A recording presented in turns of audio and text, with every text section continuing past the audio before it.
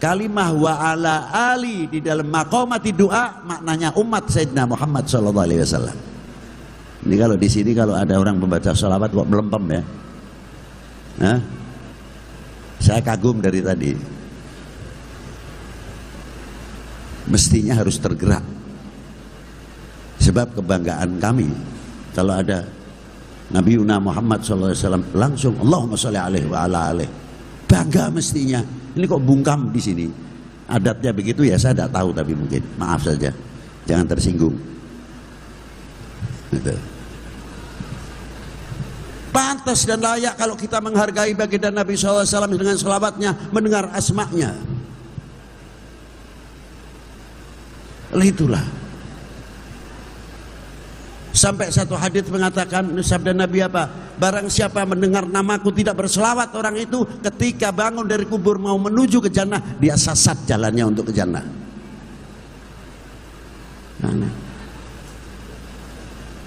Takbir boleh, saya tidak melarang kok, takbir bagus. Tapi kenal dulu yang mengajarkan takbir siapa? Sayyidina Muhammad sallallahu alaihi wasallam. Nanti tahu akhlaknya, adabnya, cara bertakbir. Assalamualaikum warahmatullahi wabarakatuh.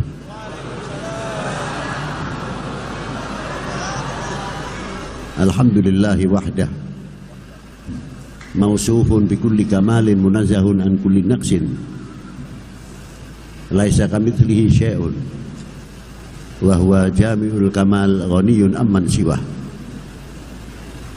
Wassalatu wassalamu ala sayyid al-kamil bil fadail alladhi khasastahu fil azali bi sahibi jami'i sifatil kamaliyah al-munfaridi fi khalqihi wa khuluqihi bi ashrafil khususiyah al-habibil alil qadril adimil jah wa lam yahlukil khallaqu khalqan mithlah la qablahu wa la ba'dahu afdal minhu wa akraman zilatahu inda hadrati sultanil mamlakatil ahadiyah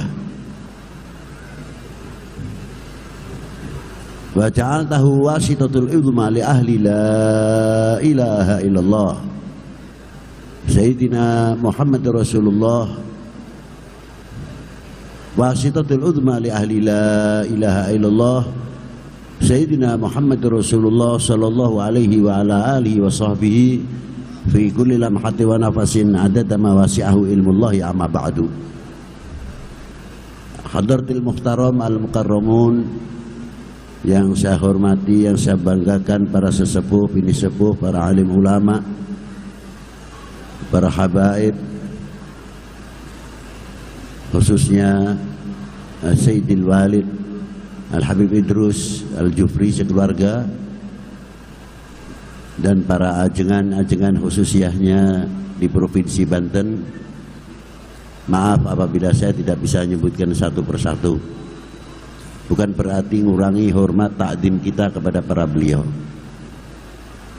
Yang saya hormati bapak-bapak dari Forkominda tingkat provinsi, Bapak Gubernur atau yang mewakilinya, Bapak Pangdam, Bapak Kapolda atau yang mewakilinya, Bapak Bupati, Bapak Wali Kota atau yang mewakilinya, Pak Dandim, Pak Kapolres, bapak-bapak dari instansi pemerintahan, sipil, TNI, Polri yang selalu kita banggakan. Juga yang saya hormati, yang saya banggakan, pimpinan BNPT, Bapak Letnan Jenderal Boy Rafli,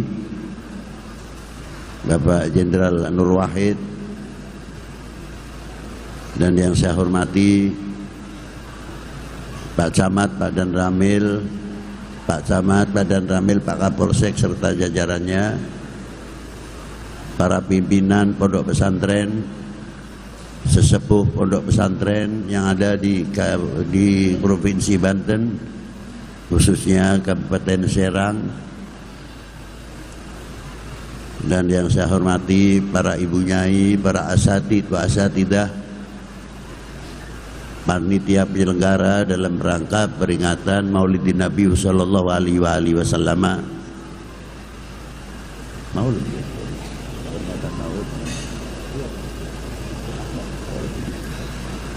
dalam rangka peringatan Maulid Akbar Nabi besar Sayyidina Maulana Muhammadin sallallahu alaihi wasallam. Hadirin wal hadirat rahimakumullah. Malam hari ini kita kumpul duduk bersama dalam rangka melahirkan terima kasih yang tidak akan ada bosannya, dan selamanya kita akan mengucapkan hatur nuhun atau terima kasih. Bagaimana kita akan mengucapkan terima kasih? Karena sabda Nabi sallallahu alaihi wasallam, "Malam yashkurin nas lam yashkurillah." Barang siapa yang tidak mengerti terima kasih kepada manusia, sama halnya tidak mengerti terima kasih kepada Allah Subhanahu wa ta'ala.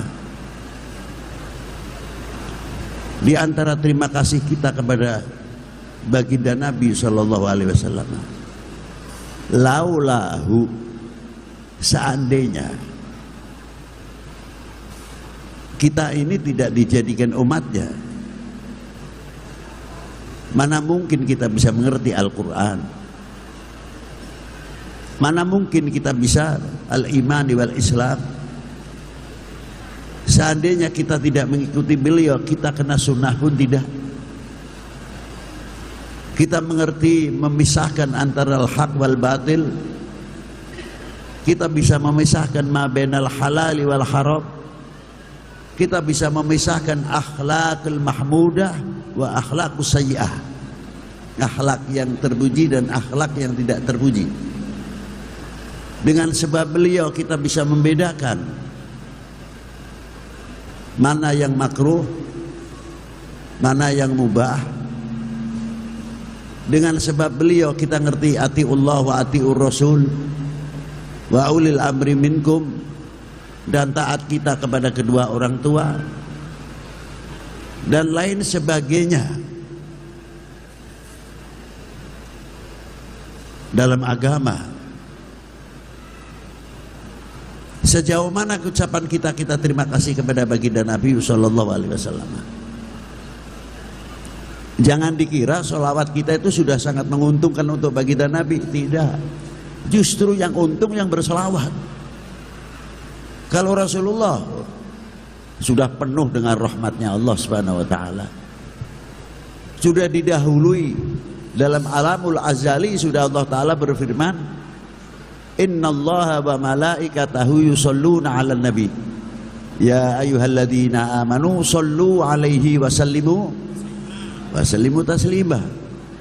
Coba, selalu kita berhubungan dengan beliau. Salat subuh kita mengucapkan assalamu alayka ayuhan nabiyyu wa rahmatullahi wa barakatuh. Dijawab oleh Rasulullah, alaikassalam ya fulan bin fulan. Duhur kita 2 kali assalamu alayka ayuhan nabiyyu wa rahmatullahi wa barakatuh. Tahiyat akhir assalamu alayka ayuhan nabiyyu wa rahmatullahi wa barakatuh. 2 kali, 3. Asar juga 2 kali. Assalamu alayka ayuhan nabiyyu wa rahmatullahi wa barakatuh. Dan pakai kalimahnya istighdharil muhattab istighdhari. Langsung assalamu alayka istighdhari, seolah-olah Rasulullah di depan kita. Bukan kita mengucapkan assalamu alayka ayuhan nabiyyu wa rahmatullahi wa barakatuh, selawatnya ngambang. Bukan. Kalimatul muhattab harus orangnya seperti yang diajak omong itu di depan. Assalamu alayka, mengistihdharkan, menghadirkan baginda Nabi sallallahu alaihi wasallam sebagaimana wasitatul uzma yang mengantar kita kepada Allah Subhanahu wa taala. Itu istimewanya. Makanya salawat itu tidak boleh dianggap enteng. Dalam doa saja innallaha yuqabilu bainas sholatain, Allah Ta'ala akan menerima doa di dalam awalnya pakai sholawat atau akhirnya pakai sholawat. Kalau tidak menggunakan sholawat tidak diterima oleh Allah Subhanahu wa Ta'ala. Lah itu. Ma'asyiral muslimin rahimakumullah.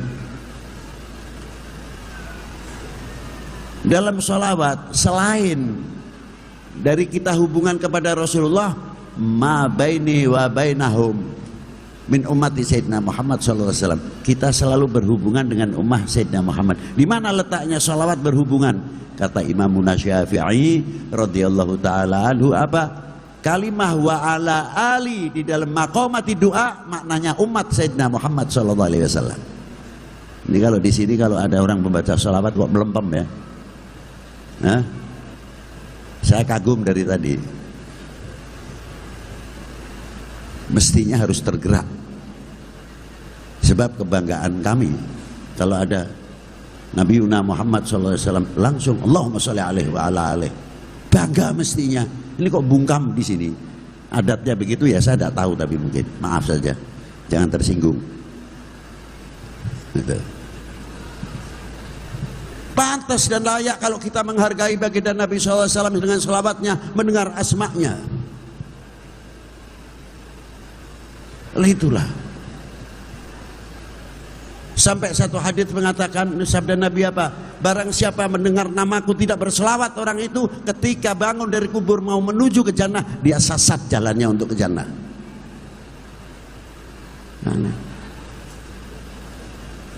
Takbir boleh, saya tidak melarang kok, takbir bagus. Tapi kenal dulu yang mengajarkan takbir siapa? Sayyidina Muhammad SAW.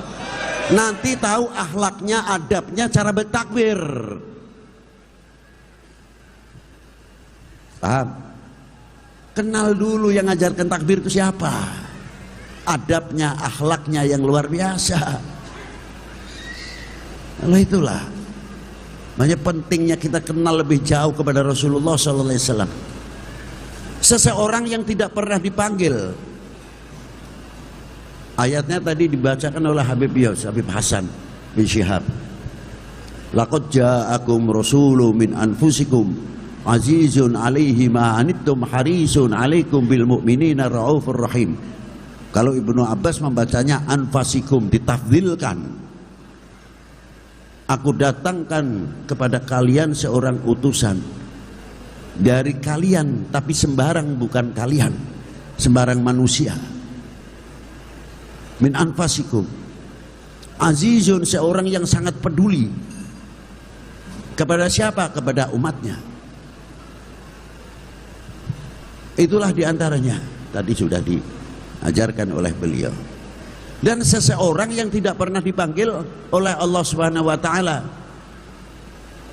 dengan asma namanya belaka, dipanggil apa? Kalau para nabi, para pendahulu dipanggil dengan asmanya.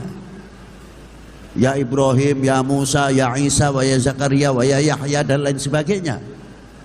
Tetapi memanggil Nabi besar Sayyidina Muhammad SAW ditekankan ada satu ayat, la taj'al du'a ar-rasul bainakum kadu'a ibadikum ba'da. Jangan kamu memanggil kekasihku ini sebagaimana engkau memanggil sesamamu. Allah Ta'ala yang memulai panggilannya Allah Ta'ala kepada Rasulullah, bagaimana ta'zimnya. Makanya di dalam innallaha wa malaikatahu yusallu 'alan nabi, maknanya apa? Kalau salawatnya Allah Ta'ala kepada para anbiya, salatan mutlak, rahmatan mutlak. Tapi kalau kepada baginda Nabi SAW, salatan rahmatan makrunatan bita'zim. Salawat memberikan rahmat kepada Rasulullah yang disertai ta'zim kepada Rasulullah. Maka Allah Ta'ala tidak pernah memanggil kepada kekasih seseorang ini dengan panggilan ya Muhammad atau ya Ahmad. Apa panggilannya? Yasin, Toha, ya ayuhan nabi, ya ayuhan rasul, ya mudaththir, ya muzammil. Tidak ada kalimat ya Muhammad, kalimat nida. Ya Ahmad. Apa sih rahasianya panggilan? Nggak usah jauh-jauh ke Rasulullah, ke kita-kita ini aja. Saya punya teman akrab umpamanya, saya Habib kok, saya lebih tua, perasaannya kan lebih tinggi karena faktor umur. Ketemu ajengan yang masih anom kene. Kita ketemu dengan beliau, ajengan badai angkat ke mana? Badai angkat ke manten. Soalnya kita menganggap apa? Beliau lebih muda dari saya. Coba kita panggil Bapak Yai, Bapak Ajengan, Pak Ustadz. Lebih-lebih Ustadz itu mengajar anak saya, supaya anak itu tumbuh. Bapak saya saja lebih tua, kepada saya punya guru panggilannya Pak Ustadz. Anak itu akan takut, berwibawa gurunya. Coba kalau kita sudah merasa paling tua, manggil ustadznya, tat, ini tat, mau kemana? Anak-anak kita yang jadi muridnya mau ngomong apa kalau lihat bapaknya begitu manggil ustadznya saja kurang takdiman lahum. Jangan salahkan anak-anak kita. Karena apa? Yang memulai kita. Nah, kita kembalikan kepada Rasulullah SAW. Seandainya kita memanggil kepada Rasulullah Sayyidina wa Maulana Muhammad, langsung Allahumma salli wa sallim wa barik alaihi wa ala alih. Luar biasa. Tidak ada yang mengatakan atau memanggil ya Muhammad. Muhammad telah berkata. Muhammad siapa? Atau berpendapat beda, Rasulullah Muhammad itu kan bedanya Rasul dan Nabi. Kalau kita kan manusia biasa, Muhammad pun juga manusia biasa, bedanya Rasul dan Nabi. Ya, saya bertanya, kalau Rasulullah manusia biasa, lalu kita ini apa? Orang yang suci, orang yang terima wahyu kita anggap biasa. Dari mana? Sholawat, di waktu kita sholat saja seandainya tidak ada sholawatnya, tidak sah, karena sholawat di dalam sholat menjadi arkan, menjadi rukunnya sholat. Harus kita kenal dulu sama baginda Nabi sallallahu alaihi wasallam. Coba kalau kita mengangkat atau mengundang kepada guru kita, Romo Yai, Ajengan dan lain sebagainya, kewibawaan luar biasa para ulama. Lebih-lebih kepada Rasulullah sallallahu alaihi wasallam, kewibawaan dunia Islam. Karena yang memanggil ini, yang wibawanya yang memanggil mendapat dari sebab baginda Nabi sallallahu alaihi wasallam. Itu diantaranya. Maka dari itu, perlunya dengan adanya peringatan Maulidin Nabi sallallahu alaihi wasallam akan supaya kita ini akan lebih jauh mengenal kepada Rasulullah sallallahu alaihi wasallam. Sejauh mana kita kenal hingga kita mempunyai kebanggaan. Allah Ta'ala saja membanggakan ketika Nabi Allah Adam ketika diturunkan dari langit, tawasul kepada Rasulullah sampai ditanya oleh Allah Ta'ala, ya Adam, bagaimana kamu mengenal kekasihku, asma kekasihku ini, sedangkan aku belum menciptakannya secara fisik. Dijawab oleh Nabi Allah Adam, ya Allah, ketika engkau menciptakan aku dan aku hidup, aku melihat di atas arsy ada tulisan La ilaha illallah Muhammadur Rasulullah. Tidak satupun para anbiya yang engkau jejerkan dengan asmamu terkecuali manusia pilihan di antara para nabimu dan para rasulmu. Dijawab oleh Allah Ta'ala apa? Sodakta ya Adam, betul. Seandainya aku tidak menciptakan dia, aku tidak menciptakanmu. Itu luar biasanya pangkatnya Rasulullah Shallallahu Alaihi Wasallam. Di dalam kitab Afdhalus Shalawat juga diterangkan di situ. Hadis yang diriwayatkan oleh Hababah Sayyidatina Aisyah radhiyallahu taala dari Abu Dawud juga diriwayatkan. Kelak di kubur itu yang pertama kali ditanya bukan man rabbuka, tidak. Bukan langsung man rabbuka wa man nabiyuka wa ma qiblatuka wa ma imamuka wa ma partenuka. Ada wa ma partenuka? Hah? Nggak ada, nggak ditanya, kok ribut. Yang ditanya siapa? Ditanya orang baru masuk kubur, arafta Muhammad, dan kenal enggak sama Muhammad? Coba. Buktinya kalau kenal apa? Man rabbuka, ditanya. Itu jawab Allahu Rabbi. Berarti orang ini kenal sama Rasulullah SAW.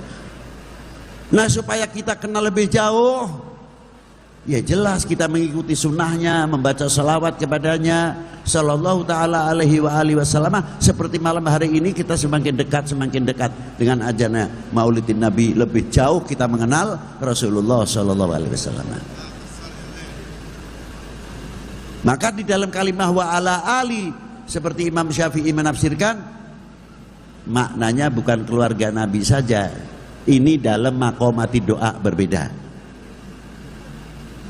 Semua umat Sayyidina Muhammad, coba kita bayangkan yang paling jauh dari Indonesia ini, timur jauh dan lainnya, setiap habis sholat, di dalam tahiyat, Allahumma sholli ala Sayyidina Muhammad wa ala ali Sayyidina Muhammad, mesti disebut wa ala ali Sayyidina Muhammad. Yang timur jauh mendoakan kita, yang di sini kita mendoakan semuanya umat Sayyidina Muhammad wa ala ali Sayyidina Muhammad. Ittisal, sudah kita silaturahmi dengan baginda Nabi, assalamualaikum ayuhan nabiyyu wa rahmatullahi wa barakatuh, disambung lagi assalamu alaina wa ala ibadillahi sholihin. Ini kelihatannya sepele, tapi ini mengandung keukhuwahan yang luar biasa.